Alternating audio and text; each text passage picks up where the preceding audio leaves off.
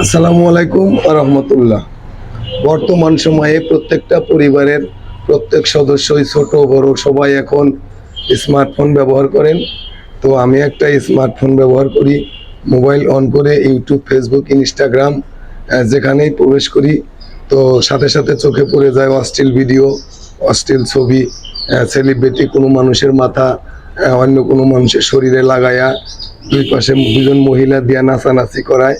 তো এগুলা খারাপ ভিডিও যারা তৈরি করে ফেসবুক, ইউটিউবের মধ্যে আপলোড করে, তারা তো কোনোভাবেই মানুষের বাচ্চা না। তারা হচ্ছে হয়তো অন্য কোনো গ্রহ থেকে এসেছে, না হয় অন্য কোনো জীব জন্তুর বাচ্চা।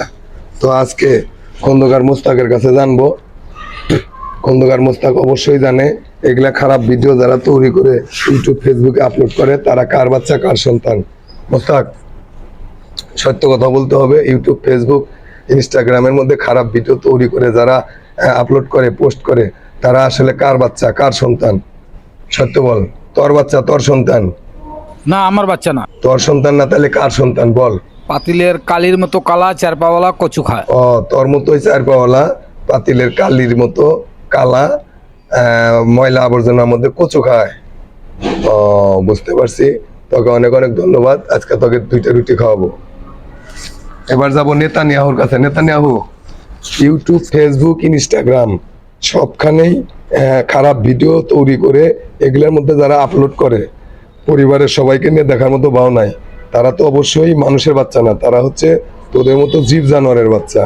তো এইসব খারাপ কাজ যারা করে তারা অবশ্যই তোর বাচ্চা। সত্য বলবি? না, আমার বল। বাচ্চা না। তোর বাচ্চা না, তাহলে কার বাচ্চা? চার পাওয়ালা কচু খায়। ও, তোর মতোই চার পাওয়ালা, দেখতে কালো, ময়লা আবর্জনার মধ্যে কচু খায়। এইসব খারাপ ভিডিও যারা করে ফেসবুক, ইউটিউবে আপলোড দেয়, তারা হচ্ছে ওই জানোয়ারের বাচ্চা। আচ্ছা ঠিক আছে, তোকে অনেক অনেক ধন্যবাদ। আজকে তোকে 2টা রুটি খাওয়াবো।